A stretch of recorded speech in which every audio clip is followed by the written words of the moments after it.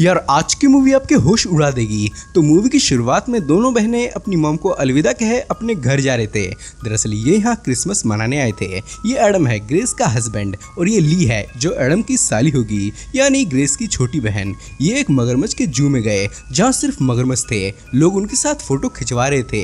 ये भी यहाँ फोटोशूट करते हैं। यहाँ तो क्रोकोडाइल्स की पूरी फैमिली बैठी थी। शायद इनमें से किसी की मंगनी हो रही हो। अब रात के वक्त ये एक बार में आए। इनकी बातों से हमें पता चला कि कल ये नदी में फिशिंग करने जाने वाले हैं। घर पे आकर ग्रेस ने अपनी प्रेगनेंसी चेक की। रिपोर्ट पॉजिटिव था यानी ये प्रेग्नेंट हो चुकी है। जिस खुशी की इन्हें इंतजार थी वो फाइनली आ गया, पर इसने ये बात अभी एडम को नहीं बताई। अब अगले दिन इन्हें फिशिंग पर जाना था जिससे ये फाइनली फिशिंग टूर सेंटर में आ गए। यहाँ पर एक जिम नाम का आदमी था। जिम ने बताया बस अभी अभी टूर वाली बोट टूरिस्ट को फिशिंग कराने ले जा चुकी है, आप लेट हो गए हैं। लेकिन चिंता की बात नहीं है, मैं आपको फिशिंग कराने ले जा सकता हूँ।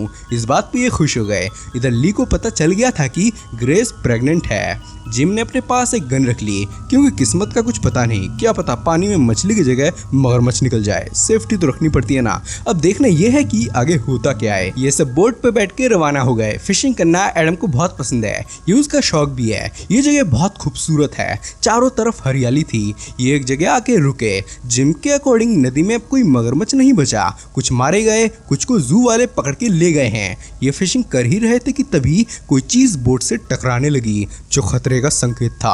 वो चीज बार बार टकरा रही थी। जिम ने देखा तो वो बस एक टीन का बॉक्स निकला। अब ये दूसरे जगह जाने लगे क्योंकि वहां फिश नहीं मिल रही थी। ये यहाँ आके किस्मत आजमाने लगे।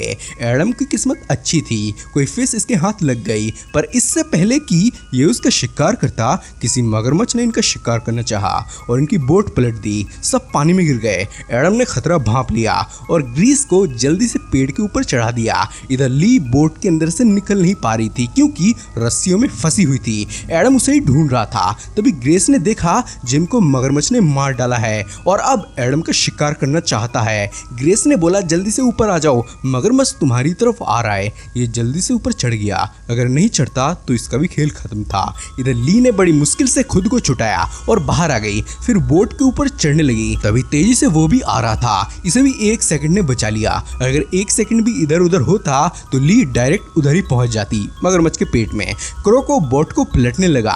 एडम ने अपना दिमाग चलाया और इधर हलचल की जिससे वो चला गया, वो भी बड़ी मुश्किल से, लेकिन वो वापस भी आ सकता था। ये ली को पेड़ पर लाना चाहते थे। एडम तो उसे बचाने पानी में उतरना चाहता था, पर ग्रेस ने ऐसा करने से मना किया और कहा हमें थोड़ी देर ऐसे ही वेट करना चाहिए, कोई ना कोई तो हेल्प के लिए आ ही जाएगा। एडम ने कहा हम टूर के साथ नहीं आए, जो लोग हमें ढूंढने आएंगे। हमें यहाँ किसी ने आते नहीं देखा, यहाँ कोई नहीं आने वाला। अब ग्रीस को एक रस्सी दिखी और अब ये इस रस्सी के थ्रू ली को नाव समेत खींचने का सोच रहे थे। इन्होंने ली को रस्सी को अपने पास फेंकने को बोला। ली ने बड़ी हिम्मत करके हाथ पानी के अंदर डाला और ये सीन काफी टेंशन बढ़ा देती है। अब रस्सी इसके हाथों लग गई और इसने उसे फेंका, पर वो इन तक नहीं पहुंच पाई। इसने दूसरी बार ट्राई किया जिससे रस्सी पेड़ के पास पहुंच गई थी। एडम नीचे उतरा और एक टहनी की मदद से उसे पकड़ लिया। फिर बोट को खींचने लगा, पर वो टस से मस नहीं हो रही थी। अब इसने दूसरा आइडिया लगाया और रस्सी को पेड़ से बांध दिया। फिर इसे रस्सी के सहारे आराम आराम से आने को बोला।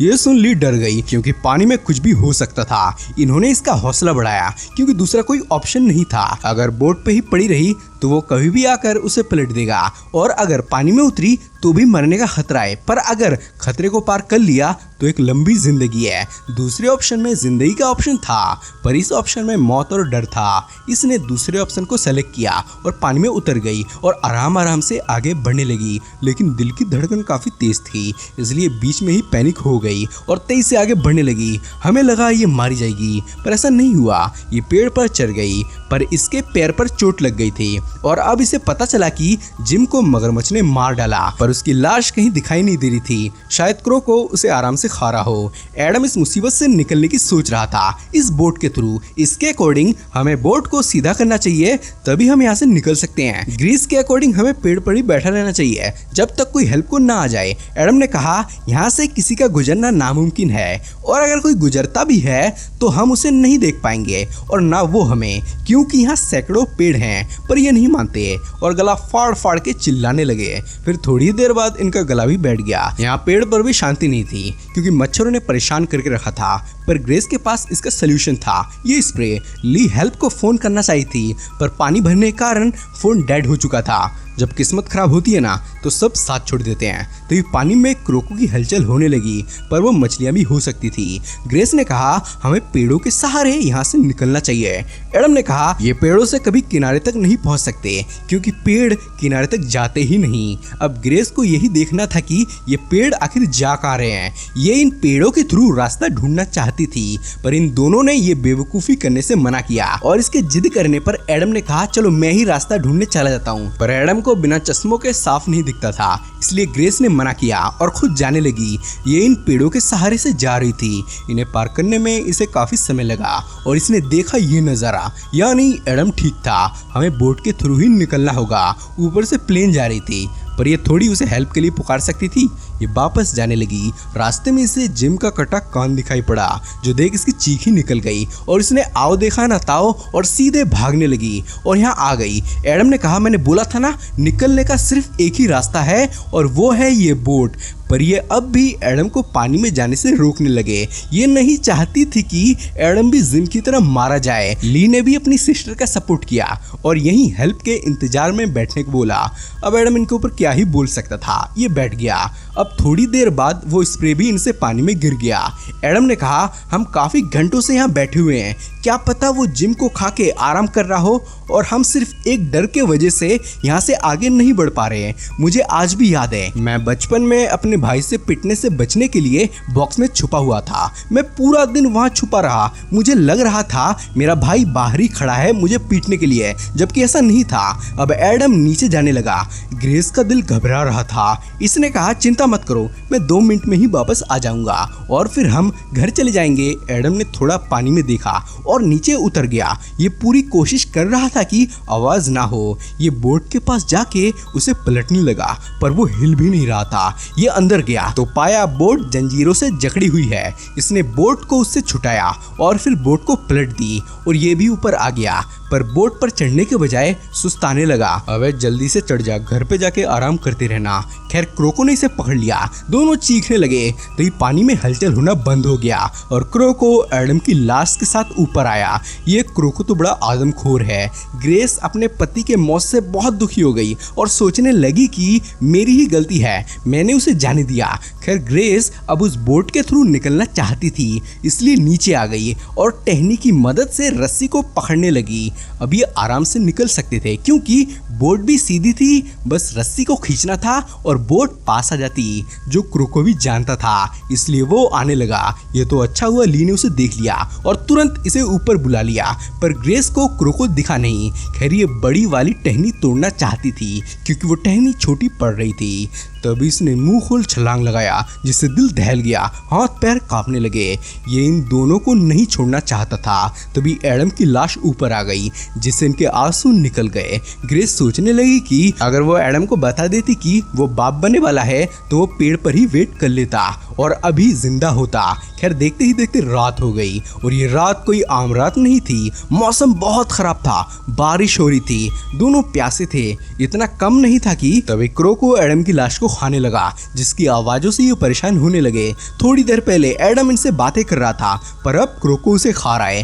खैर इन्हीं सबसे जूझते हुए सुबह हो गई। दोनों का मुंह प्यास से सूख चुका था और बारिश आने की वजह से इनकी बोट भी थोड़ी दूर जा चुकी थी, किसी दूसरे पेड़ पर। ग्रेस ने ली से कहा हमें उस पेड़ पर जाना होगा, वहां से हम आते जाते बोट्स को देख भी पाएंगे, पर अगर यहाँ रहे तो ना हम किसी को देख पाएंगे और ना कोई हमें। अब ये दोनों पेड़ों के सहारे होते हुए उस पेड़ पर जाने लगे तो बीच में पानी आ गया। ये इस पानी को पार करके ही उस पेड़ तक पहुंच सकते थे।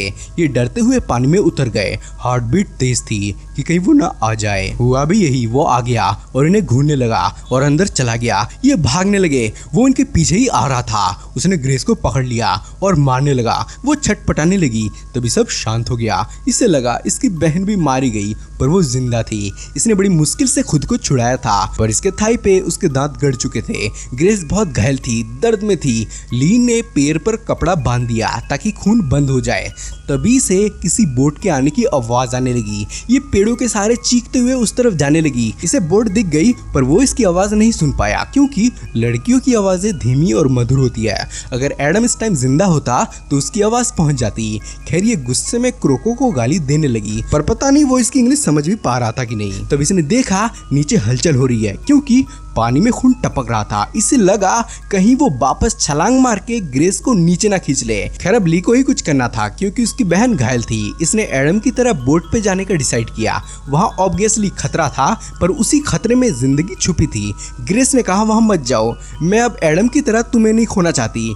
इसने एडम की तरह बोला चिंता मत करो, मैं बस 2 मिनट में ही वापस आ जाऊंगी। अब ये पानी में उतर गई और फिर बोट तक भी पहुंच गई और उसके ऊपर भी चढ़ गई। अब देखकर लग रहा था कि ये निकल जाएंगे। ये बोट स्टार्ट करने लगी पर तभी पानी में से आहट आने लगी। ये डर गई। तब ये मुंह खोल बोट के ऊपर ही चढ़ गया। ये तो अपनी दहशत पूरी तरह जमा रहा था। ली बोट छोड़ भागने लगी। ये भी उसके पीछे भागा और लपेटे में ले लिया। इसके बाद सब शांत हो गया। हमें लगा ली भी मारी गई पर ये तो बेहोश होकर किनारे पर पड़ी थी। ये क्रोको के हमलों से बेहोश हो गई थी जिससे उसे लगा ये भी मारी गई, इसलिए उसने इसे यहाँ छोड़ दिया था। इधर ली को एक नई लाइफ मिली थी। यहाँ पर जिम की भी लाश पड़ी थी। इसने उसके पॉकेट से गन निकाला पर गन में कीचड़ जाने से वो जाम हो चुकी थी, जिससे इसने गन से गोलियां निकाला और पानी में उसे अच्छे से धोया और फिर गन चालू हो गई। अब ये उस क्रोकोडाइल को मारना चाहती थी इसलिए पानी में हलचल करने लगी, उसे बुलाने लगी। तब वो इसके पीछे आ गया। इसने फायर किया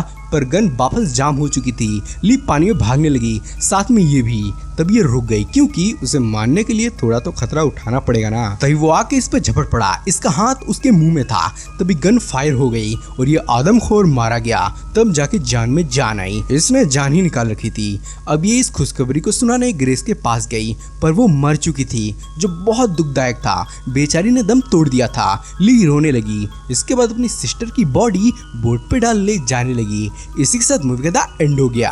अब ये जो फिल्म थी वो सच्ची घटना पर बेस्ड है। दरअसल 2003 में 3 फ्रेंड ऐसे ही बोट पर बैठ के फिशिंग करने गए थे। एक फ्रेंड को मगरमच्छ ने मार दिया था, बाकी के 2 फ्रेंड पेड़ पर चढ़ गए थे। इसके बाद उन्हें एक हेलीकॉप्टर ने रेस्क्यू कर लिया था। तो कैसी लगी आपको ये फिल्म कमेंट में जरूर बताएं। तो अब चलिए मिलते हैं किसी नेक्स्ट वीडियो में, तब तक के लिए बाय।